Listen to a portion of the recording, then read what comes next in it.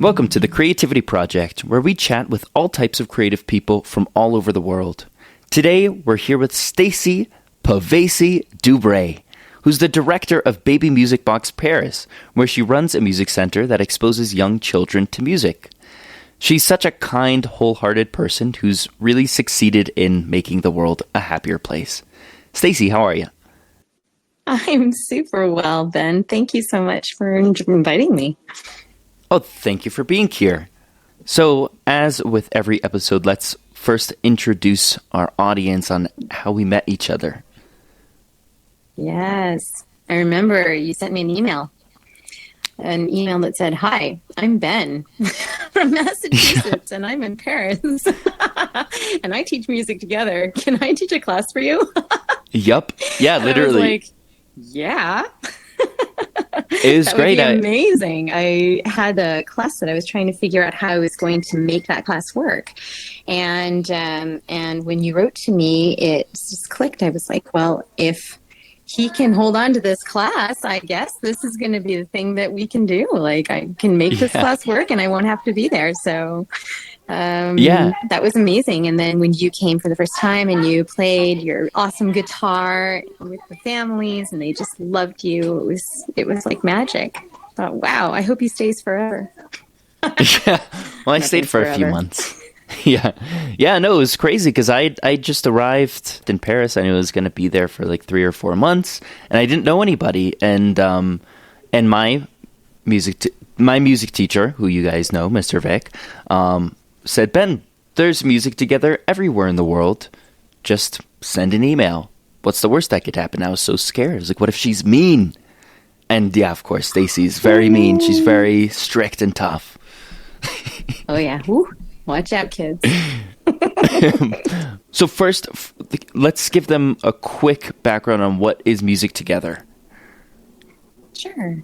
Music Together. So Music Together is an early childhood music program, an informal early childhood music together, whose mission is to bring parents or other caregivers for small children together with these small children to help them create an appreciation for music very early on, and to help give to these caretakers the possibility of leading their children's early childhood music development naturally at home. So we want to give basically the keys to the grown-ups on how you can lead music development with your child in the same way that we support language development and motricity, like walking and moving around. And it ends up being really quite simple. The magic formula is just make music with your children and listen and dance. And it's sing. great. Yeah.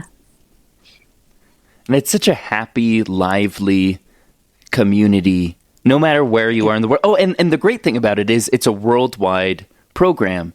So yes.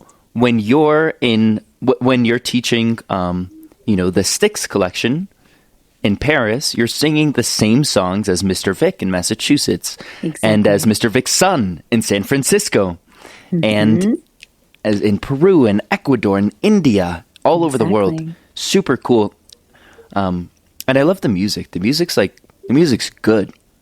The music is good. It appeals to audiences of all ages because a lot of it is derived from traditional music, which is really beautiful and rich. This is the preservation of music history and music tradition that happens here. How do you learn all of the traditional music from your country? It usually happens in infancy or in early childhood, and this is an amazing way to transmit our musical heritage to children, but also to expose them to the musical heritage from other countries all around the world. It's really rich. And a lot of parents are surprised. They say, wow, I didn't think that I was going to like listening to these songs, and I do. I listen to them in my free time. I'm not even kidding. Yeah, because they're beautiful and they're upbeat, and the recordings, they're high, it's super high quality. The whole program, actually, this is the thing that I really loved about Music Together, and I discovered it in Washington, D.C. with our 2 children. A colleague of mine said, "Hey, you like music. You've got small children. Maybe you would like Miss Amy's Music Makers." I was like, what is that? And so I went and tried a class and fell immediately in love with this program. Actually, in the class, my background is in events development for media companies, and so running an events division and bringing my children to music together, and thinking to myself, wow, maybe I should switch jobs. Maybe I should just be a music teacher. Maybe I should do this type of thing. I love this. Yeah. And no, I didn't. But when we moved to Paris, all of a sudden it was like, hold on. Oh yeah. So, okay. First of all, so cool how you're in Paris, I'm in Colombia, our audience is mostly in the US. I love the global connection. I didn't realize that the Music Together songs were sometimes just real folk music from other countries. And the other day I was walking down the street. I walked by an elementary school, and there's a few kids outside, and over the speaker I heard Don Alfredo baila baila baila. I'm like, wait, what? That's a song people actually listen to outside of Music Together? That's crazy. Totally. I had no idea. Yes. Do you want to know something that's really amazing about being in an international community is that the families that are in my classes in Paris, they come from all around the world. And many of them are interested in our program because it's a global music program. And many times people will say to me, I listened to that song as a child. My parents sang me that lullaby in Spanish when I was growing up. I know that song from, my grandmother used to sing that to me. It's unbelievable, the connections that we have through music. There's so many.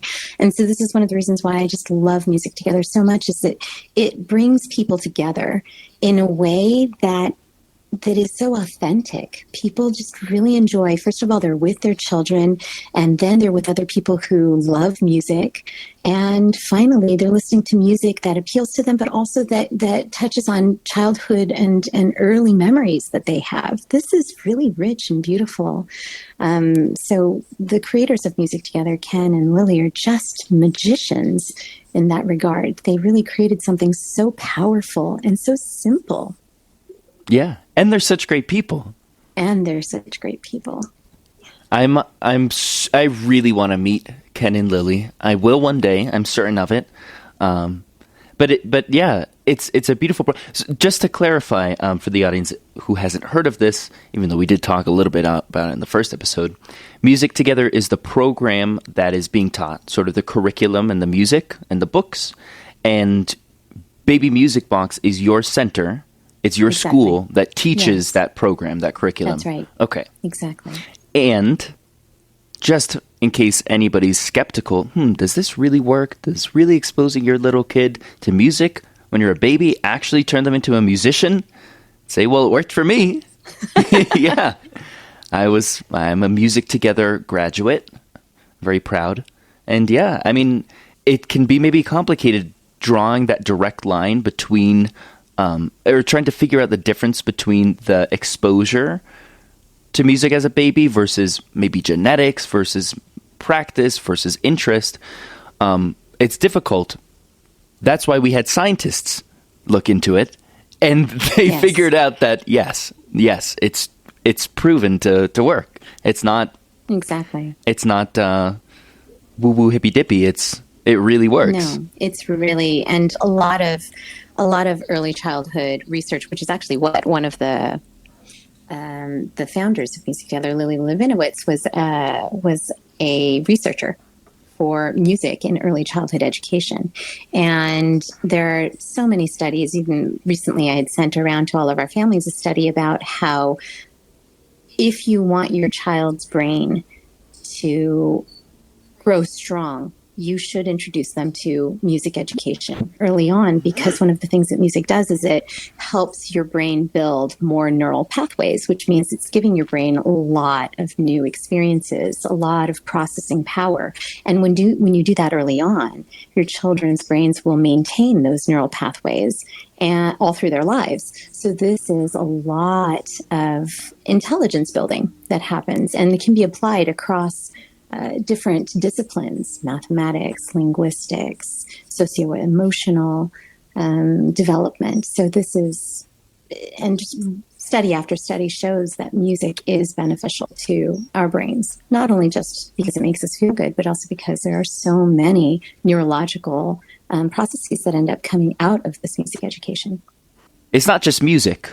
What I'm starting to learn what I'm realizing is my lifelong quest of exploring different types of creativity and different art forms is that every single thing is related. You wouldn't think that music and I don't know. Oh, no, I can't think of it. I always do this. I can never think of an example. You wouldn't think that music and I don't know, maybe drawing are related, but they're building the same parts of the brain. And at least for me, once I learned how to learn something, right? So music together gave me the ability to pick up a musical instrument and learn it a little bit quicker and easier. But then once I started doing that, I did it with piano, but then with the guitar. And then, okay, there's a process, there's a way of practicing. Then with flute, for example, I've been learning the flute these days. And it really is, once you learn how to learn, you can apply it to so many different disciplines and even academics. Absolutely. Music is it's very important actually in academics. One of the things that happens in music education is that you start to learn senses of rhythm, tonality. So rhythm is important for things like mathematics and sciences. There's a structure to music. Music has structure. Music has a geometry to it that is fundamental. So when you can carry a steady beat, you can probably process mathematical equations more readily. You understand how that structure works innately, and then you apply theories that are more intellectual. Afterwards, you have... Yeah, you were going to say? No, I'm probably going to cut this out, but now I'm thinking about it. Rhythm, when you subdivide a rhythm, you're really practicing, you're practicing division and multiplication, right? But then with harmony, an octave is twice the fundamental and twice that and twice that. So that you're practicing exponents, right? Exactly. Maybe you're not aware of Absolutely. it, but I think there's something in the back of the head. I think there's something going on there. Oh, for sure. For sure.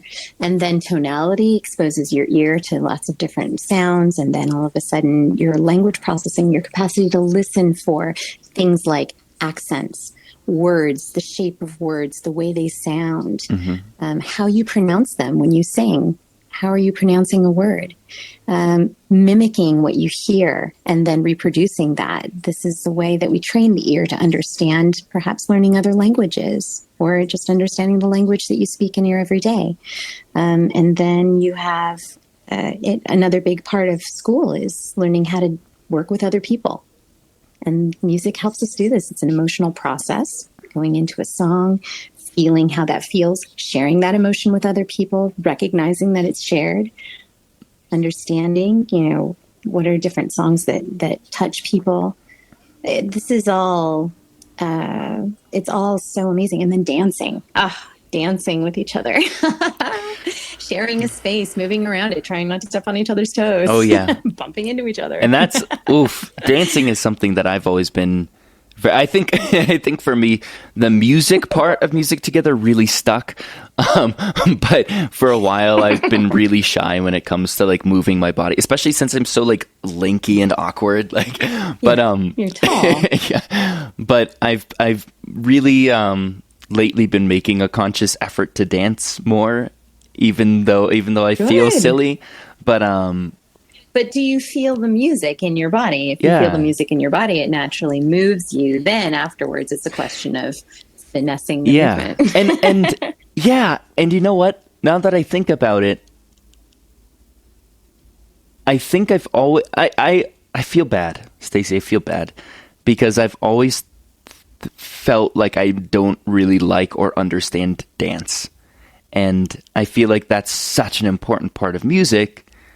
As a musician, I am not allowed to have any other opinion other than I love it. But for me, it's always just been awkward, and I didn't really understand it, and I didn't like watching it. But then, of course, being here, there's a lot of salsa dancing in Colombia, right? And that's yeah. something, first of all, Oh, I think it's a man. little bit more fun to watch than maybe, I don't know, just Americans, dancing. Americans bopping up and down. Wedding dancing. Yeah, literally. But I realized that, you just listen to the music and have fun. And once I started doing it, I realized, wait a minute, just like music, this makes me happy not to watch, or not to consume as much as it is to do, right? Yeah, And I get that a lot exactly. with different creative outlets. Knitting, I didn't think knitting was that impressive. I didn't understand textiles. I thought it was kind of like dumb for old ladies or whatever. And then, sorry, everybody who knits. Sorry, old but ladies. but then I started learning how to knit and got really, really into it. And now I just have this whole new understanding of the way you can pull a piece of string through a loop and have this repetitive action over and over again to create a garment, and the way different things fall, and it's really, Yes. fundamentally, I think the things that separate animals from people are Yeah. clothing, right? Yes. Fire Absolutely. and music. Fire. Those I agree are with my you. three things. I think these are I don't know if there's anything else on that list, but we'll see. pretty essential. And as a bonus, now I have like a whole ton of old lady friends who I knit with. I was actually just, And now who you appreciate. oh yeah, and I was just, they love me. It's great. We get along so well. I was just hanging out with Blanca, my machine knitting teacher, yesterday for a little lesson. What's a machine knitting teacher? So there's knitting with the with the With the needles, two hooks. right? Or needles. Or a hook, crochet, right? But then there's a way, if you want to knit a sweater by hand, it will take you a year if you're knitting like every single day, right? Okay, maybe a little bit Ooh, less, maybe that's like a 6 big months to a investment. year. It's a big investment. And then if it's pretty much guaranteed that the first anything you make is gonna suck, oof, that's gotta hurt. Lumpy, bumpy. But Stacey, what if I told you there's a way of knitting a sweater in under 2 hours? I would say, is it like going and buying it? No, it's making it. So there's these big. So is it 3D printing? So What is this? basically, so it feels kind of like it. It's this big knitting machine, and it has, I think it has about 300 little hybrid crochet needle hook type things. And in 1 second, instead of taking the needle and pulling the yarn through and boom, one stitch, you just go whoosh, with your hand. There's a car that moves across and whoosh, and you do one row in 1 second, right? It's super cool, but it's hard. It's really hard. And I bet. Wait, but you operate the machine. Yeah. So you're knitting. yeah. And there's no electricity involved at all. So at first, when I first saw this type of machine, I was actually walking by like a sock producer, and I just saw a lot of people going making socks, and I was like, that seems intense and like sad, kind of. But then I went, Industrial. yeah, it just felt really industrial, and I didn't see the appeal. I was like, okay, so there's industrial knitting, and then there's hand knitting, and I like handmade Sitting stuff, by the fire knitting. right? But then I walked into this store called Galatea, downtown Bogota, Colombia, Okay. and I saw this little old lady. Sorry, Blanca. She's great. She's just whoosh, whoosh, and then she's moving some of the holes over whoosh, whoosh, and moving them over. And the patterns that were coming out were so cool. And you can put like a punch card in it, and it will knit the design of the punch card. And you can choose your yarn. And she makes these ridiculously extravagant, like loud, busy, colorful, almost ugly, but in a great, like cool way, sweaters. And I've been learning how to operate the machine with her since that one day I walked in. I said, will you teach me? And she goes, okay. And now she's like one of my best friends here, actually. Oh, how beautiful. It's What great. a nice connection. Ben and Blanca. Oh yeah, and if you think that she's knitting these amazing sweaters. if you're imagining her as this little old sweet nice lady, no, she's not. She is the toughest, like meanest, hardest person I know. She's super caring and loving, but like every once in a while somebody will walk in and try to mess with her, And man, yeah, she protects me. So I'm glad to be on her good side. Oh yeah, she's badass. You know what? This is good. This is good news. I think that we should all take note of this, that as we age, we should not let people mess with us. No. Especially, we need to hold our own. Especially if you're knitting sweaters. We could all go to Colombia and hang out with Blanca for a while. Knitting sweaters and holding your own. Yeah. This is what we can learn. Yeah, life skills. I like her already. She refers to herself as Luisa from Encanto. The girl, the strong one. The tough one. Yeah. Whoa, yeah, all right. But yeah, no, I love her. I like that she identifies with that. Yeah. Wow. Yeah, she's cool. Okay, now you're giving me more reasons to go to Colombia. Oh, come visit. Come visit. You always have a place to stay. I would love. I would love. Boy, that was a long tangent, but that's what we're here for, right? Yeah, it was nice. I love that. I want to add one more thing. Yeah. So there's fire, clothing, music, and I think we should add ice cream to that. Ice cream. The difference between man and wolf. Ice cream. Yes. Though to be fair, my dog really liked ice cream, so maybe not. They make dog ice cream. They do. No, they do. My parents feed my dog dog ice cream. Yeah, I'll see the street dogs running around outside my apartment and think, man, you guys are missing out.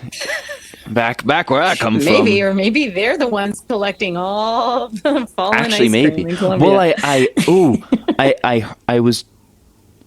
I was listening to a podcast, the Adam Ragusi podcast.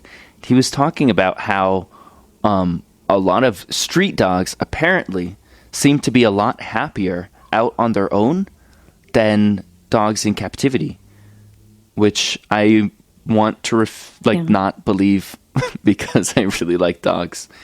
But maybe... Well, I think there's something about street dogs are usually... Did you know in circuses, I learned this in Sarasota, Florida at the Ringling Brothers Circus Museum. Okay, of course. That whenever the circus would go into town, what they would do is they would recruit, otherwise known as adopt, dogs from the pound. Okay. Mixed dogs especially, but it was because those dogs were extremely intelligent and really quick learners. So there's something about the mutt mix, and there's something about dogs who are out on their own. Absolutely. Free range. Well, maybe... Yeah. And they're extremely smart. Maybe instead of thinking about dogs in captivity as being less happy than the dogs running around on the street, I mean, I think it's seen as a human with emotions and who's done no scientific research. It seems like these dogs are really happy. My dog seemed very happy. Maybe it's just that these stray dogs are even happier than that. Yes, I think so too. But that begs the question. Possibly. That begs the question. And we don't, what, let's not get into that. That's a whole other can of worms that I don't want to open right now. Come back for part 2. You to exactly Jean de La Fontaine, who is a writer who took a lot of topics like Aesop's fables, and there's one about the dog and the wolf. Okay. And it was an exchange between the dog and the wolf, and what the sacrifices on either side were. Oh, interesting. The regularity of care versus the freedom to do whatever you want. Isn't that a little bit like being out on your own versus being at home in mom's house? Totally. Being a freelancer instead of being ensconced in a company. Oh, yeah. There are a lot of, I think, human parallels to Absolutely. Speaking about freelancer and freedom and independence, you mentioned you quit your job or changed career paths to open or to be a musician, to open a Music Together Center. And I think that when a lot of people think of business, they think of that as the opposite of creativity. But I think of it, I mean, right? The finance guy clacking away and the typewriter and just being mean to everybody, right? The accountant. Sorry, Uncle Jim. You shouldn't get too creative as an accountant, though. Yeah, actually. Yeah, I don't want an accountant who's... no. But at least with the industry that we're in... it's very creative and extremely creative. Yeah. But I do think, I mean, going back to that, the question of what is creativity, creativity is creation. So you're creating something. And as a human, as any kind of a creature, but as a human where we have free will, at least that's another thing that I think that maybe separates us from animals is we have a sort of free will, conscience. We create our lives. Many of us are purposeful about how we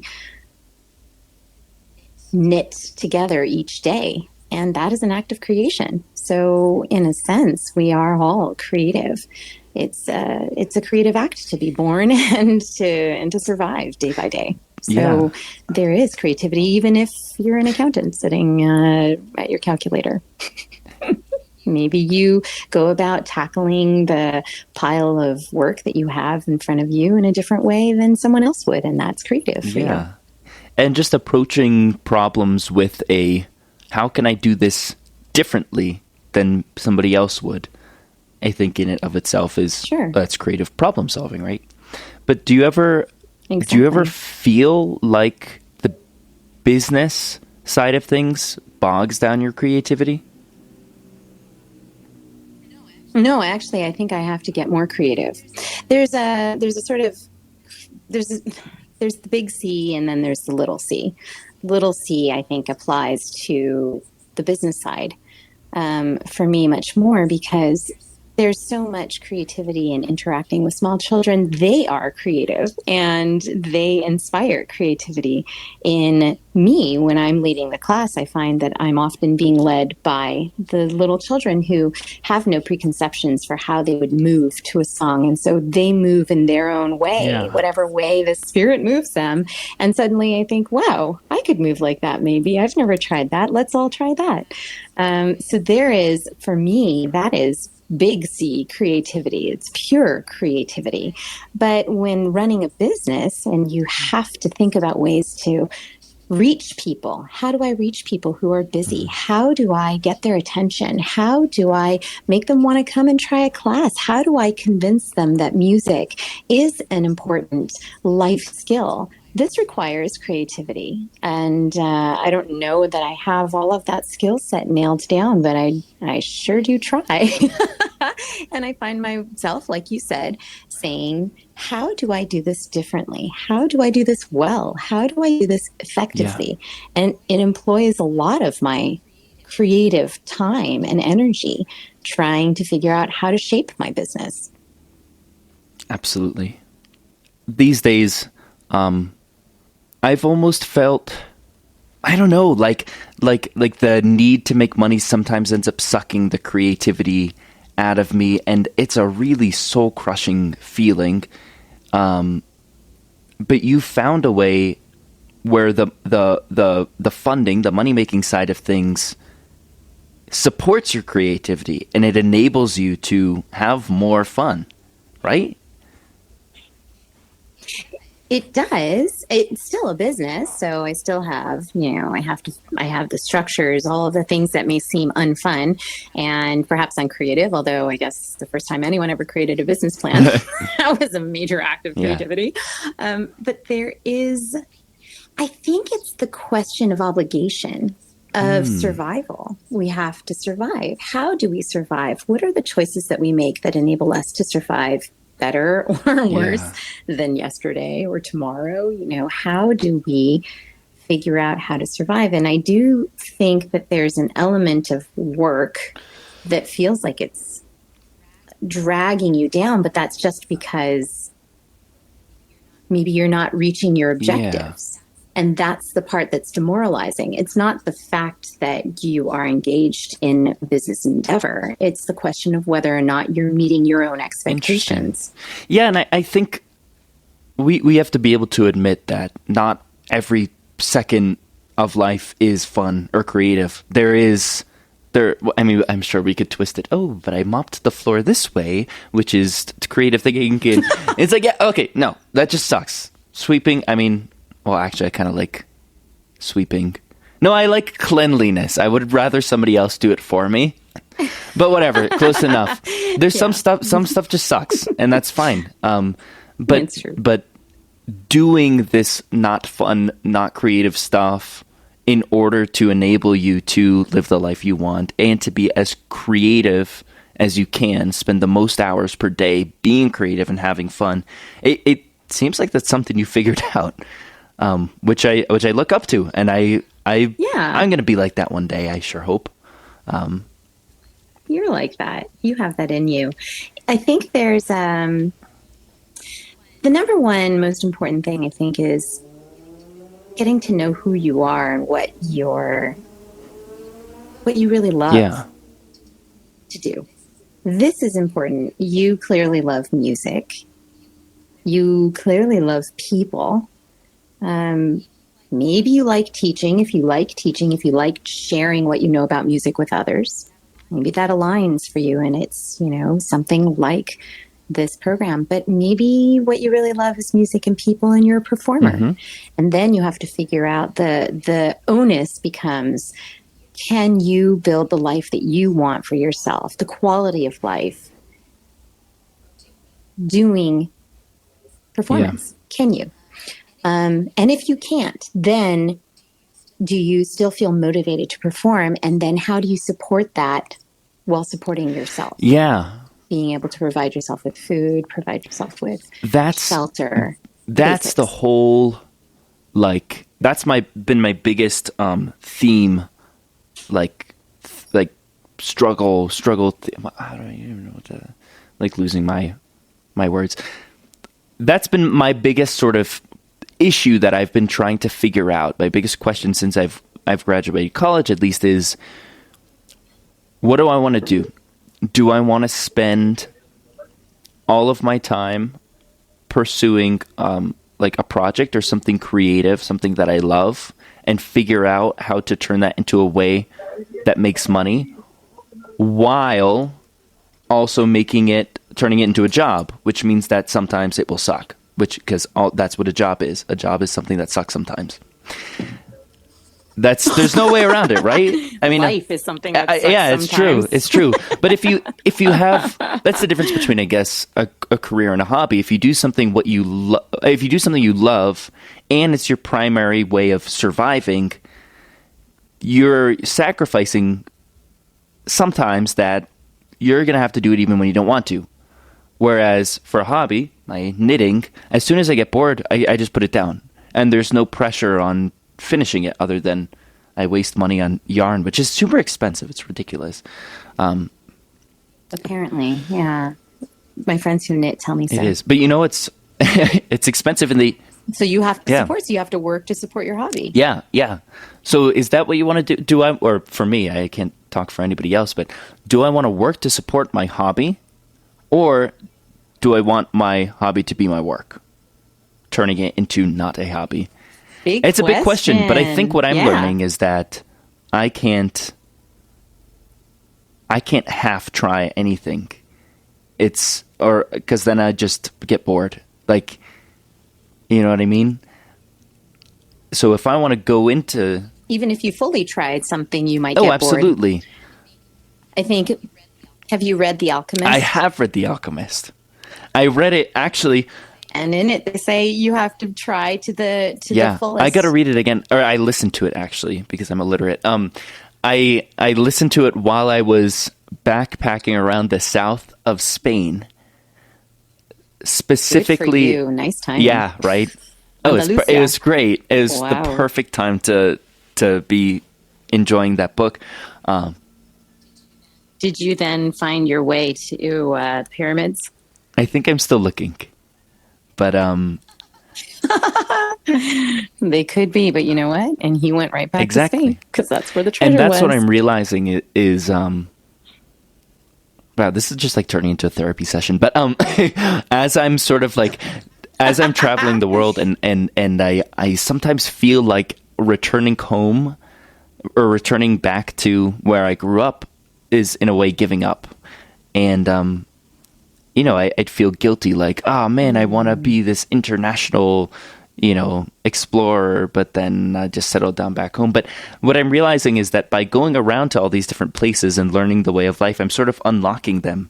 And it, even if I end up, living in my hometown for the rest of my life. It doesn't matter, because we need to stop thinking of it, which town you live in, which country you live in, but we're all just on Earth, right? And once you've unlocked these places, which is, well, I don't know. I have this feeling of like unlocking certain places, which maybe isn't the right mindset. But once you meet people in different, in different places, you can continue those relationships and always go back and always explore new places, which I think is great. Maybe what you're doing actually is unlocking different facets of you when you travel. I think so. And it's not the place that you're unlocking, but actually what you're unlocking is something inside of you. And I want to say to you, I think one of the things that's important, and to anyone who's listening, is that new experiences, learning is creative. Absolutely. This is one of the things that makes children so creative, is their 100% focus and motivation and work is to learn. And learning is a creative process. Yeah. We are informing ourselves about things that we didn't know before. We're acquiring information, experiences. This is what builds us and makes us more than just the flesh and bone that we are. And it animates us and it informs everything that we do in our lives. And so whenever you leave an international place, you've left the place geographically and physically, but you have Absolutely. It inside of you now. You are international. So it's not the question of failing because you've gone home. Going home is a way to sort of redock. Maybe you find a way to, I don't know, reconnect with your roots and process the learning that you've done when you were away.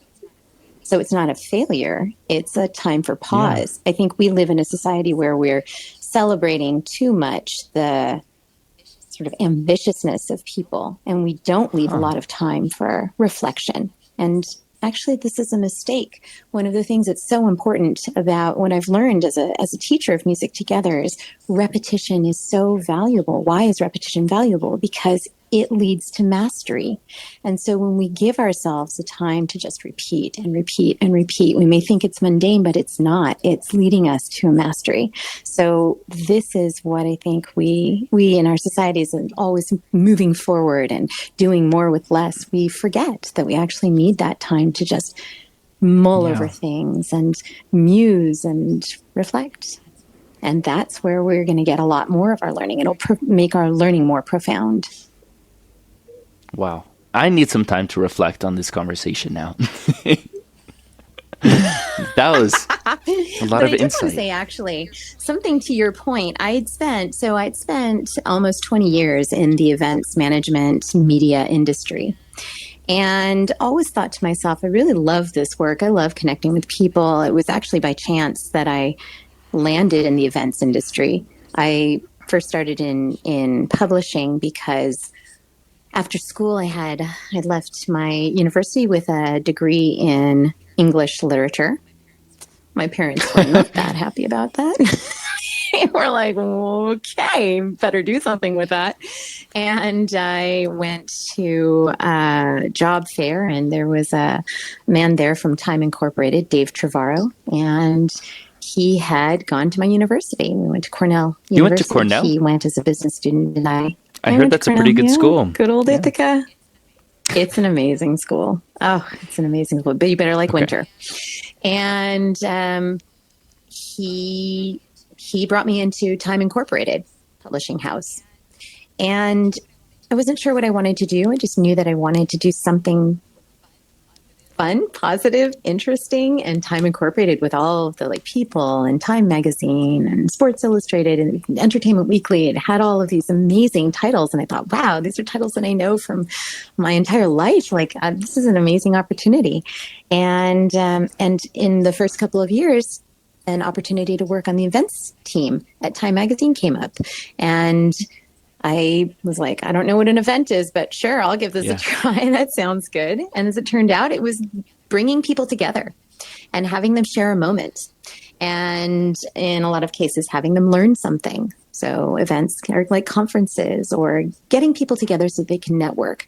And I love that. I love people. I really love working with people and helping people and making them happy. This was something that I found through my work was one of my biggest joys. But then I had children, and the events work is very, we say prenant in French. It means it takes up a lot of your time. Was the event work in the U.S. or in France? It's in the U.S., right? It could be everywhere. So I did both. So I worked first for Time magazine in New York, and then we moved to Washington, D.C., and I worked for the Atlantic magazine in Washington, D.C. And then I took a little break from events management, and I was working for Teach for America, doing events management for Teach for America in D.C.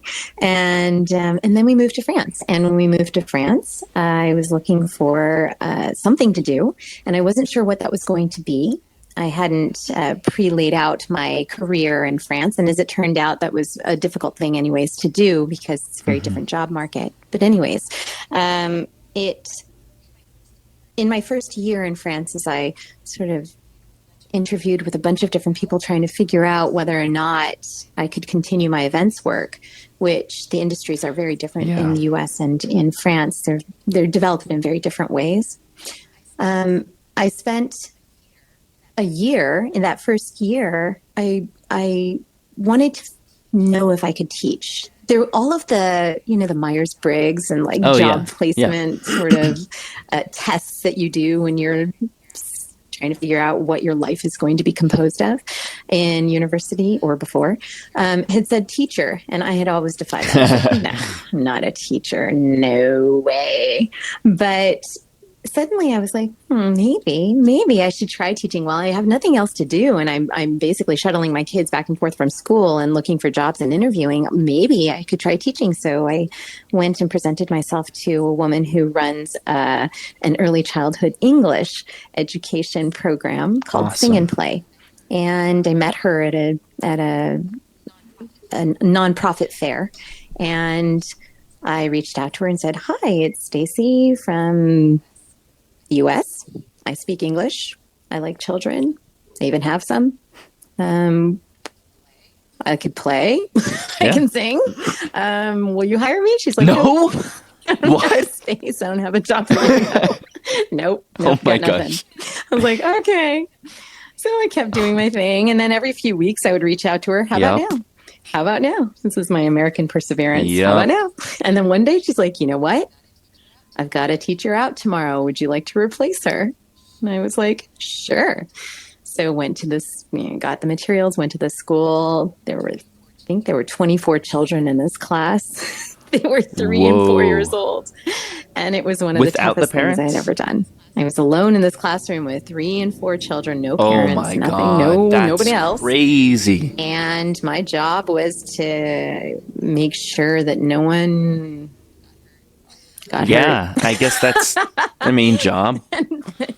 And these kids didn't know me, and I didn't know them, and I was like, "Oh, were you fluent in French at this point?" And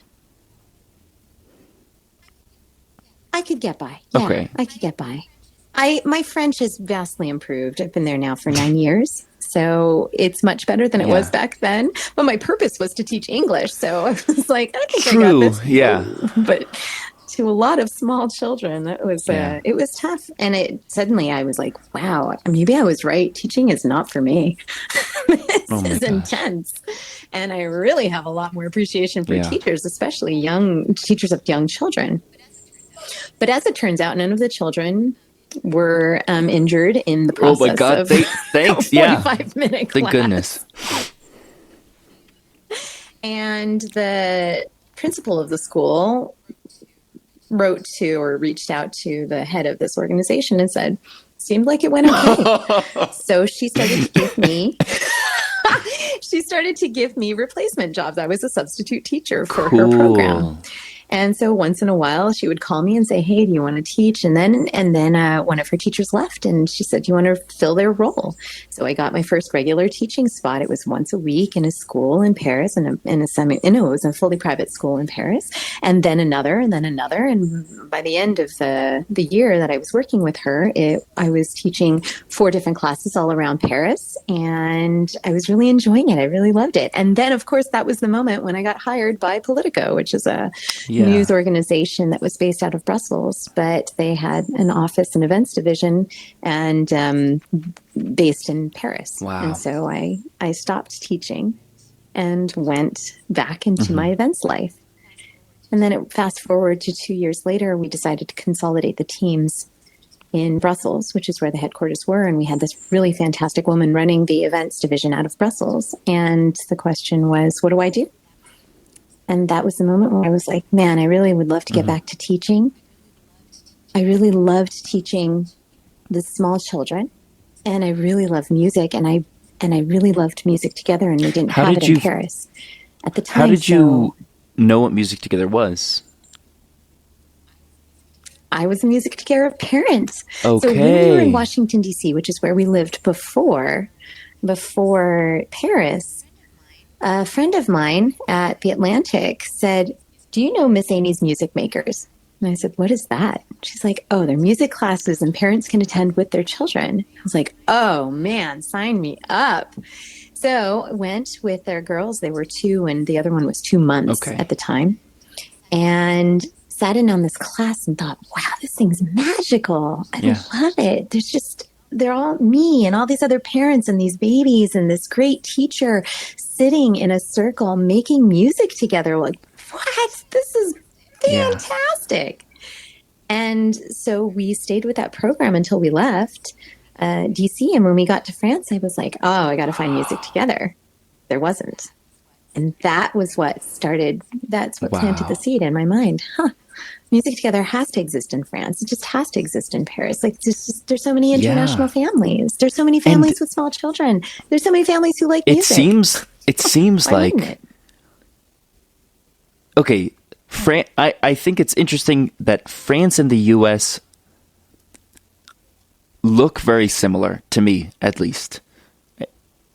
But they're not. And they're not. And the people and the No. culture are very different, and they're both great. And I love people from the US. I love people from France, but they're very different. And I've noticed that Yes. the French culture is a lot less open to making art just for fun or for making music. And Correct. yeah, yeah. Will you tell me about that? There's an excellence imperative. There's an excellence imperative in France Yeah, where it infuses actually the entire society. It's a society of specialists. That's what the job market is made of, and you really have to be at the highest level, especially in the arts, in order to be recognized for what you do. And that makes sense. I think even in the United States, some people say, "Oh, they compare themselves to who can I say, Barbara Streisand," and they're like, "Well, if I don't sing like Barbara Streisand, why should I even open my mouth? She can sing, and I'll just sit there and enjoy it." But in France, it's really like this. The conservatoire, which is where a lot of young children end up. Start and end their yeah, music careers. It's really a weeder program. They're looking for the ones that are the most excellent, the ones who can really plow through. It's not a program that is designed to lift all the rising tide that lifts all boats. It's not that. It's about really finding those who are going to be the future music professionals or yeah. geniuses. And that's true across all of the society. There is a drive to be the best. And it's not in the ambitious way that we have in the United States. It's more about the application and deep learning of a field or a practice that separates, I think. The American mentality is more like, you know what? If you want to do it, you can do it and you'll find a way to make it happen. And in France, it's more like, if you want to do it, you better do it well. You better do it better than everyone else. It's very competitive, isn't it? And if you don't, then you should find something else to do. Yeah, it's actually very competitive. A few years ago, I was a little bit, I don't like Americans, they're selfish or whatever. And I don't know. But what I'm realizing now is that there's a really great mentality in the US, the go get it, the support of trying crazy ideas and failing, and it doesn't matter, right? But totally. But what you're saying with the a weeder program, that hurts my soul a little bit, because it's perpetuating the idea that there's two types of people: the music makers and the music listeners, and they just like and there's no in between. But just like dance, right, that we were talking about before, I didn't appreciate it until I tried to make it, right? So why? Music is not, at its roots, it's something that's supposed to, when I I think of cavemen around by a fire making music and wearing clothes, they're but not eating ice cream, because that's for dogs. I imagine them, they making music together, or like the African drum, some of the first instruments. It's where everybody can get together in a group and jam. And jamming around a fire, for me, is the peak. That's peak music right there. There's nothing better. It's not performance. It is getting together with friends and singing and playing and enjoying yourselves. And that's the best way to enjoy music. And it hurts me that people are taught otherwise. Well, I don't think you should feel too hurt by it. I do think it's a shame that there are a lot of people walking around in France that think that they're miserable musicians, when actually maybe they could have found a way to really appreciate music, or to participate in music more fully. I think that's the thing that Music Together really wants to achieve, is to enable people to feel that they can participate in music. And I think in France, there are a lot of grown-ups today who don't think that they can participate in music. They think it's out of their reach. And they don't realize that the definition of participating in music could just be swaying back and forth to a song that you like and maybe humming along and enjoying yourself. And that's okay. And that's enough. I'm really sounding American we here. Both are. We're like, oh my God. Yeah.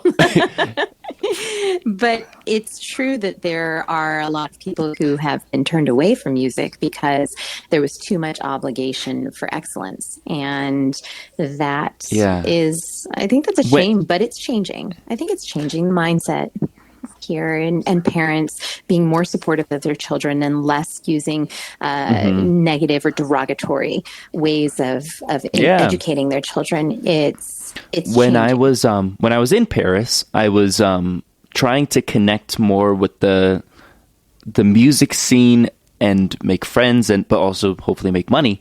And so what I did is I went to a few open mic nights, and just every single performer, as soon as they got off stage, I went up to them and I said like, I'm a music producer from America, or something that like was just very like, I guess, technically you might be able to stretch that. I have produced music, but I was like, I want to record you. And actually one person I did record, and it went awesome.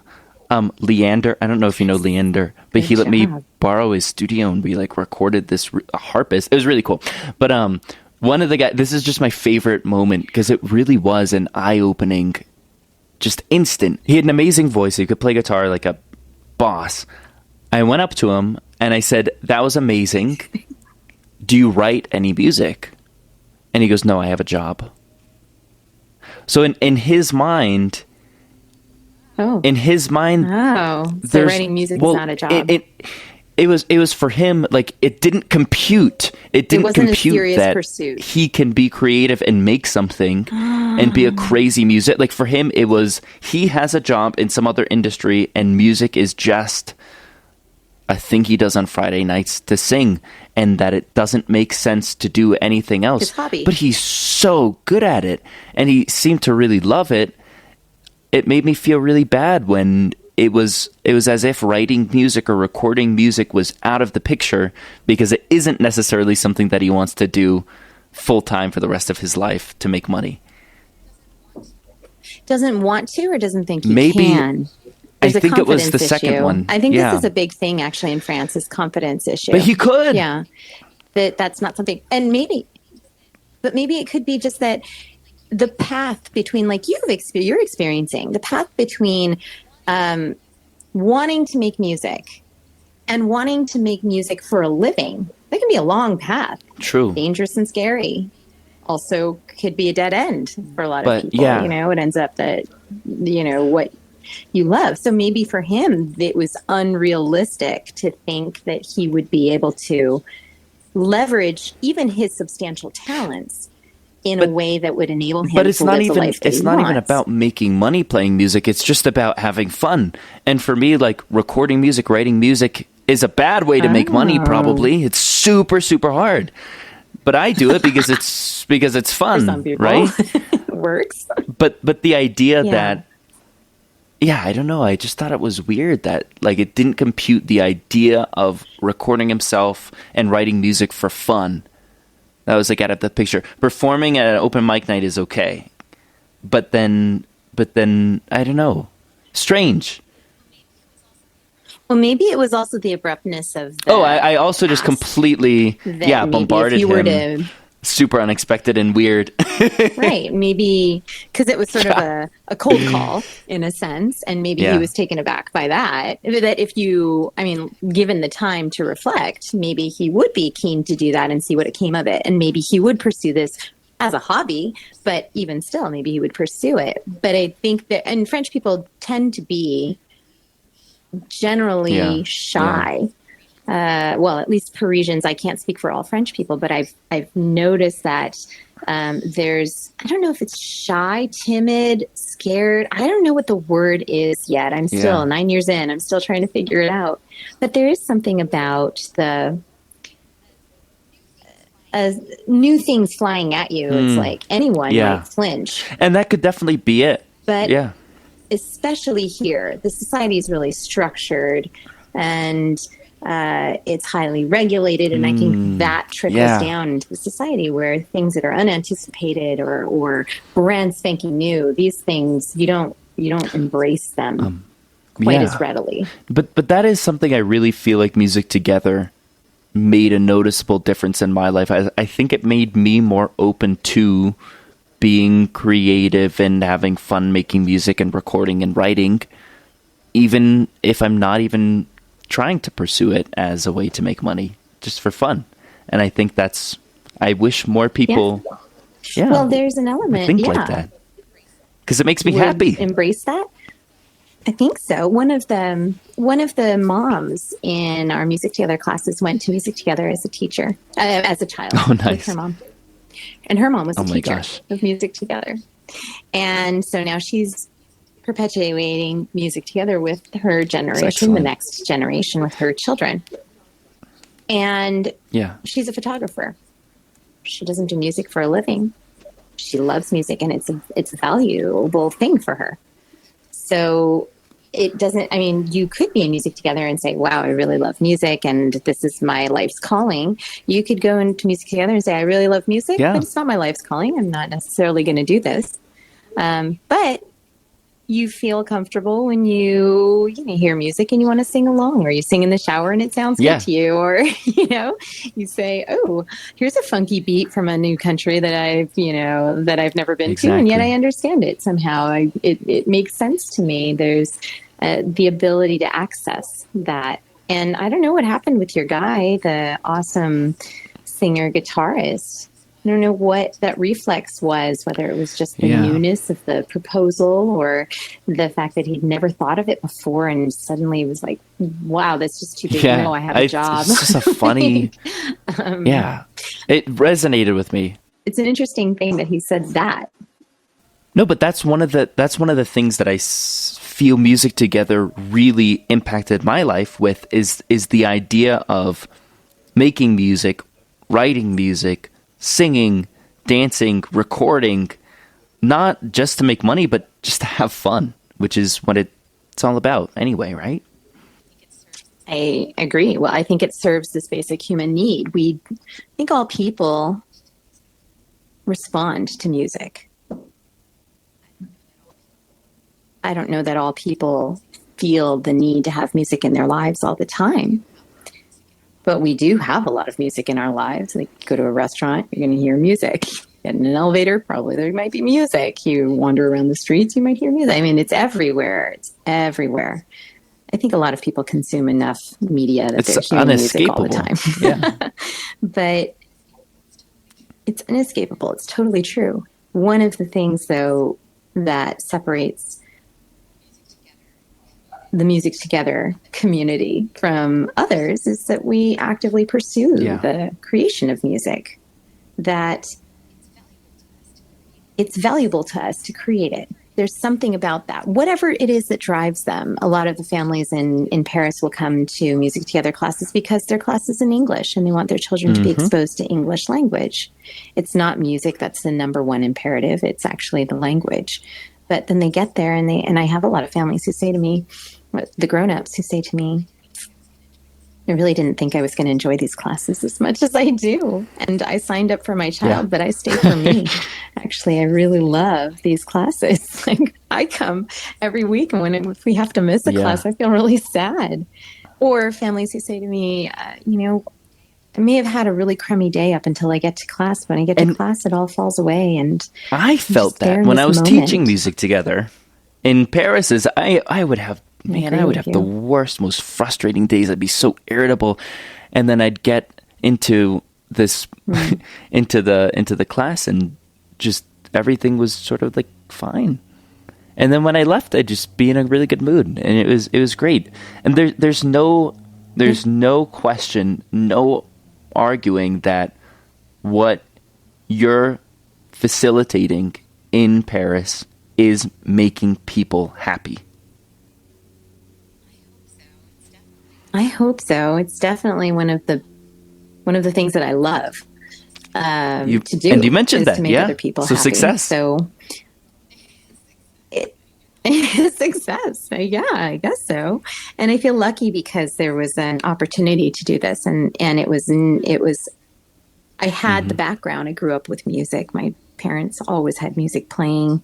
They put me into piano lessons, and I joined choirs and did musical theater, and I played the piano and the string bass and orchestras and bands and all kinds string of bass musical, is the exposure. Officially the best instrument. Yeah, it's the coolest. It is above all the others, objectively. I love the string bass. It's true. And that, I mean, I really honed, so cool. I really had to, and really honed my rhythm competence there. That was pretty amazing. But it was, the thing for me that was just so beautiful about it was the creation, the ensemble creation of music. And I should have known that I was in an orchestra. I joined the first time was in junior high. And when we would play, I knew it wasn't perfect. It wasn't recording level. It wasn't professional. But the mere fact of creating that music together with other people was just unbelievable. That lifted my spirits so much. And it was addictive. And so making music actually became something that was really very, very integral to me. But I never thought I could make a living doing it. And look now, at that. Here I am teaching this thing that I don't feel that I'm a master of, but that I enjoy so well. And I hope that Stacey, I'm able to. You're a master. Impart. I've seen a lot of Music Together teachers. You do it right. Thank you for actually, saying that. To be fair, also pretty much all of the other Music Together teachers who I've seen do it right too. It's a very great community. But it's a great program. Maybe it's just hard to do it wrong, actually. And maybe it builds us up as individuals who love music and who love people. And it makes it possible for us to share music with others in a way that is productive and right. That makes people happy. Yeah, well, I think so. Stacey, can you believe we've been talking for over an hour? That just flew by, didn't it? No. I keep telling myself, like, I'm going to make these episodes maximum 40 minutes, and then they end up being like an hour and a half. I'm like, oh my gosh, I have so much editing to do. So, yeah, right. That's how I feel about music class. Maximum 45 minutes. It's hard to stop when you're doing something you love to do, isn't it? Yeah. But let's wrap up. Stacey, thank you so much for chatting with me today. Where can people find you? On Instagram? Your website? Yeah, both. On Instagram, I'm at Music Together Paris. On my website, it's Bebe Music Box, bbmusicbox.com. You can find me in Paris. Walking around there, if you look up Music Together Paris. The first, right? Go down the streets of the 7th. I'm based in the 7th arrondissement, so right by the Eiffel Tower. Mm-hmm. Keep your ear open when you're by the Eiffel Singing Tower. On your balcony. All right. Singing on my balcony. Joyful sounds of music together wafting across Paris. Stacey, thank you so much. I hope to have you on again someday.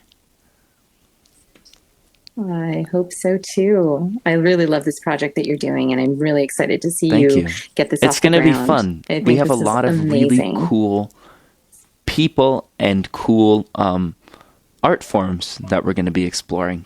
So stay tuned, and we will talk to you all next week. Bye. Goodbye. So long.